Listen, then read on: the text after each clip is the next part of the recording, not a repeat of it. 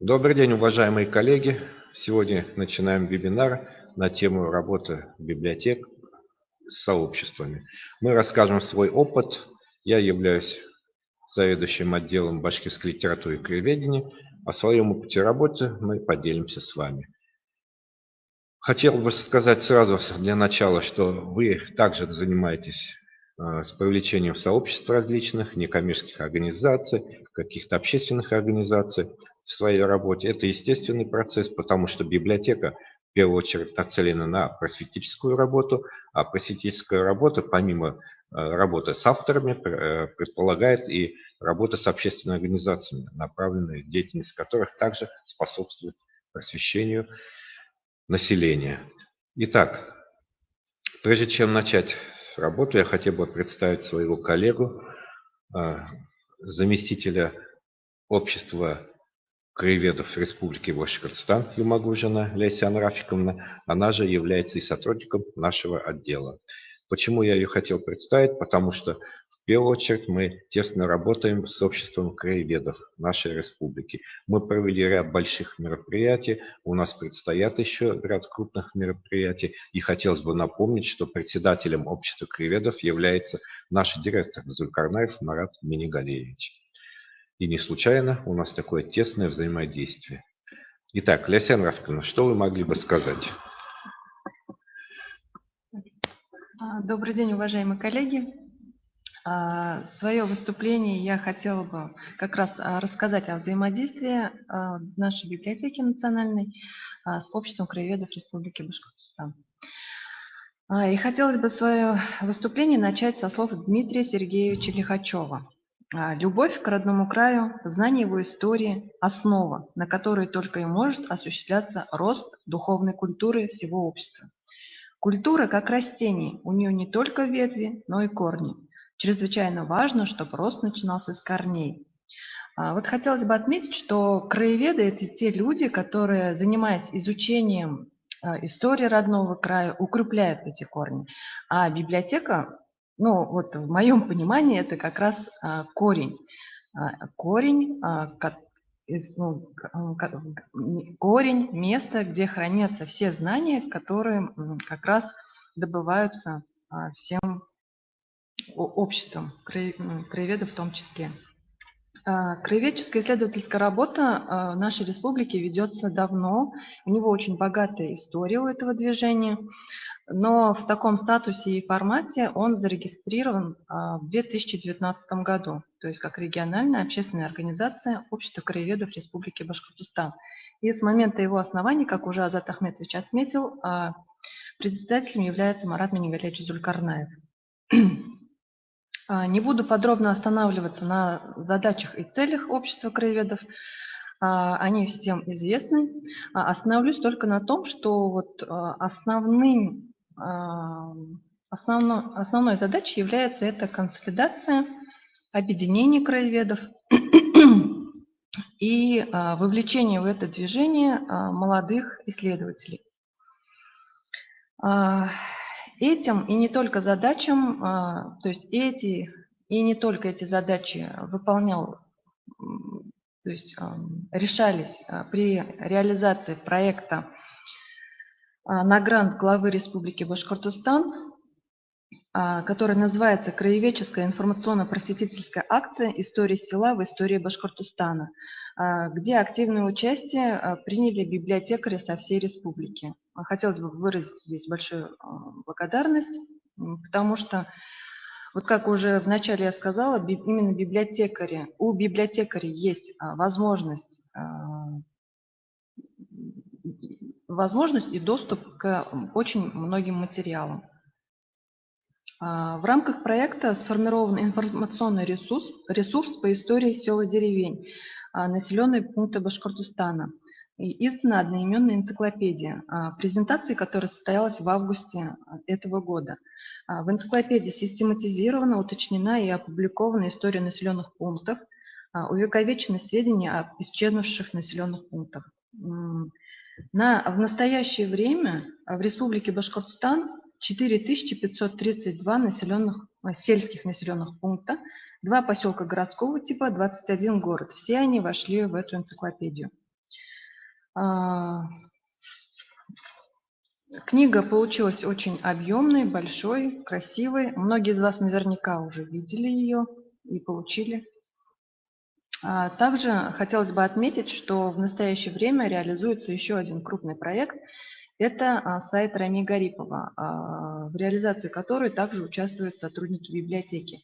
Они занимаются оцифровкой материалов на оборудовании, которое предоставлено обществом краеведов на период реализации данного проекта.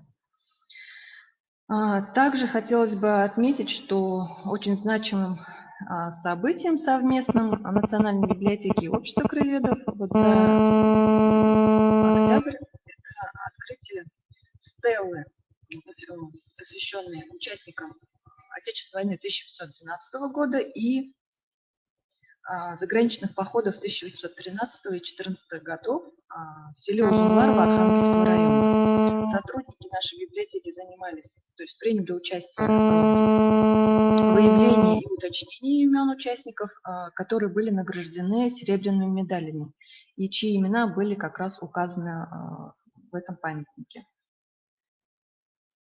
Также из крупных предстоящих совместных мероприятий можно отметить круглые столы, посвященные юбилеям известных краеведов, исследователей. Это Сидоров и Гвоздикова Инга Михайловна. Также проведение Республиканской научно-практической конференции 1812 год в судьбе Башкортостана. Вот также у нас проводится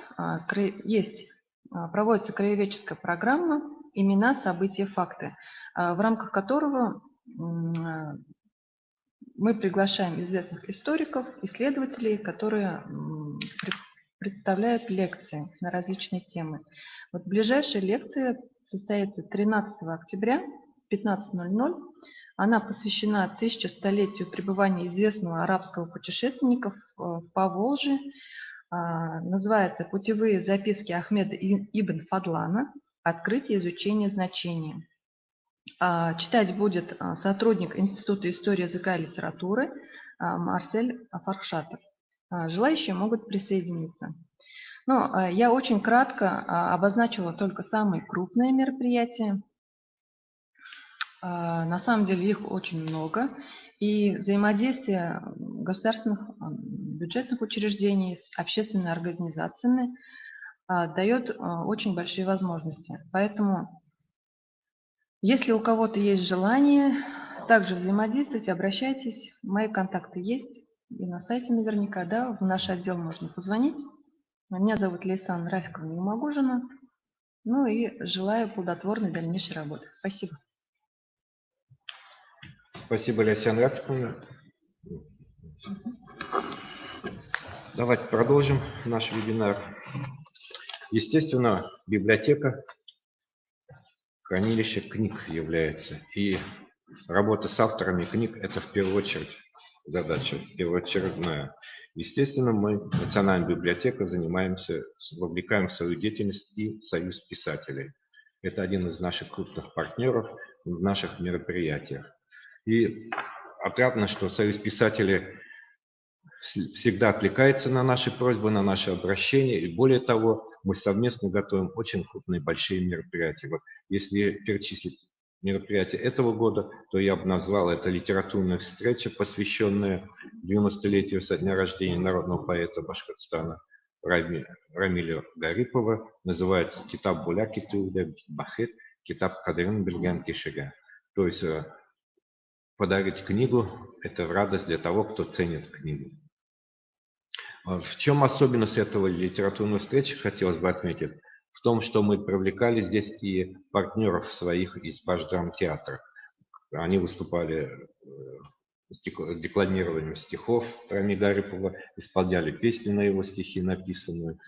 Ведущие были наши сотрудники. И Союз писателей нам очень тесно, очень хорошо помог в этом составлении сценария этого мероприятия.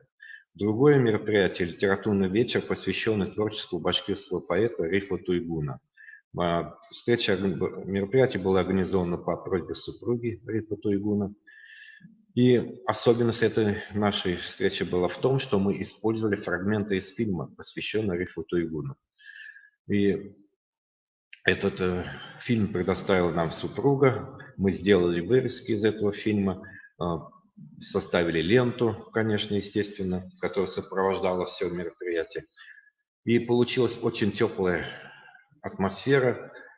Более того, вот эти фрагменты фильма настолько пропитала наш литературный вечер человечностью, его обращение с экрана, его пожелания с экрана, как будто он сейчас живой.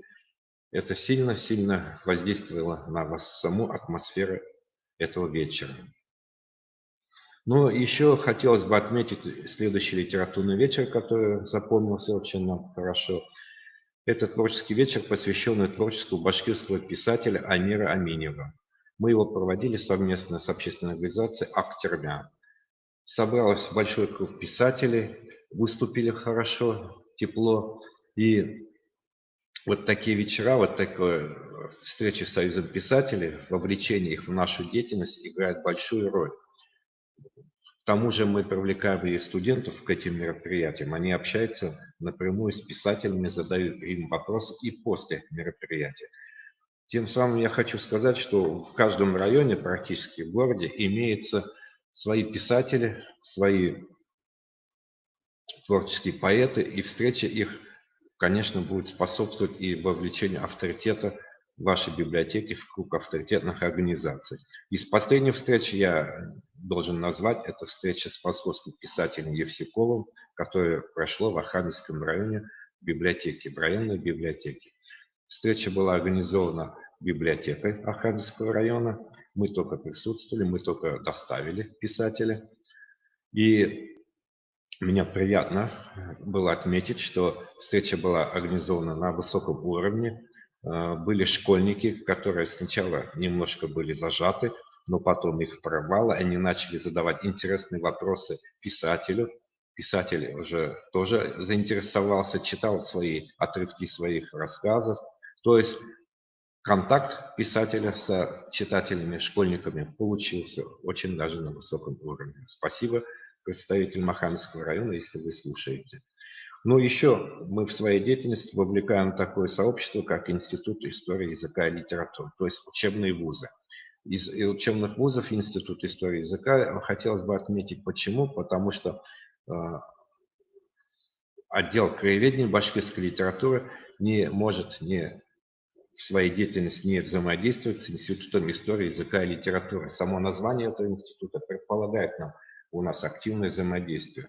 Ежегодно мы проводим ко дню башкирского языка 14 декабря совместную научно-практическую конференцию. 1921 год был посвящен Акмулле. Это была уже международный уровень конференции получился, потому что приняли участие ученые из Казахстана, Киргизии в онлайн-режиме, представители института, ученые выступали. Интересные выступления были. Сборник наш вышел уже по этому поводу, будет распространен, конечно, в электронном виде. То есть это придает библиотеке научность нашей библиотеки. Из мероприятий, посвященных этому году, взаимодействию с институтом, я бы отметил, это фольк-встречи, так называемые, мы назвали так мероприятие, фольклор, золотое наследие предков, истоки знания, практика и искусство передачи.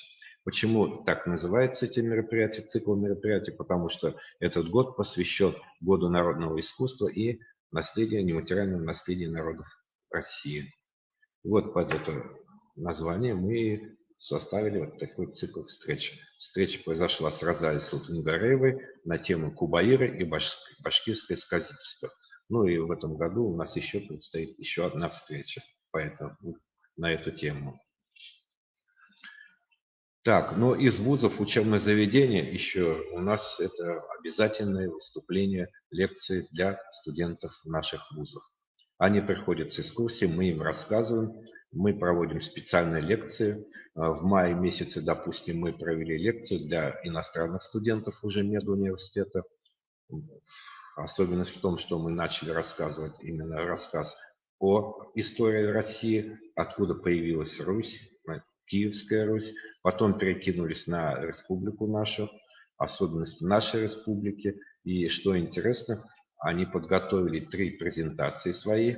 Это были студенты арабоязычных стран и выступили с ответным своими презентациями о башкирском искусстве, башкирском кулинарии и еще какая-то тема, и другая интересная тема у них была. То есть взаимопроникновение получилось уже. Ну и обязательно надо отметить еще то, что мы общаемся и с выставочной деятельностью, организовываем выставки различные. Наша библиотека не только наш отдел. У нас, если вы часто бываете, у нас постоянно в галерее нашего главного корпуса присутствуют какие-либо выставки картин, либо фотографии. Вчера только у нас обновилась выставка, и новая выставка «Старая Уфа в рисунках». Это очень интересная выставка. Также вы, конечно, привлекаете и своих местных художников, я думаю, для организации выставок на своей территории. Уважаемые коллеги, основные организации, с кем мы взаимодействуем, я вам назвал. У нас есть еще некоммерческие организации, которые в рамках своих грантов привлекают нам, либо мы себя им навязываем, чтобы они нас привлекали, для того, чтобы, во-первых, библиотека была узнаваема, во-вторых, чтобы профессиональные качества библиотекарей поднимались, хотя бы не падали, и в-третьих, чтобы хотя бы что-то мы тоже получали от этих грантов, тех, кто получил эти гранты. К примеру, в этом году некоммерческая организация выиграла грант «Башкирия в русской литературе». Мы попросили включить нас в этот грант. Мы сделали выставку «Башкирия в русской литературе» из 5 ролапов состоит, которая. Мы организовали круглые столы, если вы помните, сказки-двойники, Башкирия русской литературы, 2 круглых стола провели. Потом эта некоммерческая организация выехала в Крым, и наши сотрудники приняли участие тоже в Крыму в мероприятиях. Впереди у нас также с одним некоммерческим организацией есть сотрудничество на тему 1812 год. И тоже мы также активно будем принимать участие в этих мероприятиях. Я понимаю, что вы в районах, вы можете сказать, у нас нет общественных организаций, у нас тихая жизнь такая. Но я знаю библиотеки, которые очень активно работают с общественными организациями, активно работают сами по себе именно. И знаю библиотеки, которые очень тихо сидят, практически читателей у них не бывает, мероприятий практически не бывает, я не хочу их называть. Но я знаю, эти библиотеки есть у нас в республике, к сожалению, до сих пор. Спасибо нашему директору Марату Минигалевичу, который сейчас активно вовлекает библиотеку национальную в общественную жизнь не только республики, но и международную жизнь, связи с Казахстаном налаживать, с Киргизией, Азербайджаном, другими странами. В Беларуси у нас сейчас тесные взаимоотношения. И одновременно он пытается разбудить вас и вовлечь нашу библиотеку в орбиту районных и городских библиотек. И я призываю вас, давайте совместно проводить мероприятия хотя бы в режиме онлайн. Мы готовы к вам, если понадобится, привести писателя, организовать выезд какого-либо писателя, либо еще что, какие-то нужны вам вопросы вам решить. Допустим, у нас тесное взаимодействие с библиотекой Нижневартовска. Мы практически каждый полгода организуем беседу, встречу с каким-либо писателем нашим в режиме онлайн. Вот только в сентябре месяце у нас прошла встреча с писателем Айгизом Баймухаметовым в режиме онлайн. Мы подключили его так же, как сейчас меня подключили к ним, и они задавали ему вопросы. Беседа затянулась на 2 часа. Ожидали мы будем где-то 45 минут, но беседа затянулась на 2 часа. Настолько было им тоже интересно, и были интересные вопросы. Это уже не первая наша встреча с ними. Так что Библиотека, надо не забывать, что библиотека – это не только хранилище книг, фондов. Это в первую очередь задача ее просветительская. И задача эта идет с царских времен. Создание изб читален. Поэтому давайте дружить с вами, я призываю, и давайте активно сотрудничать. Спасибо за внимание.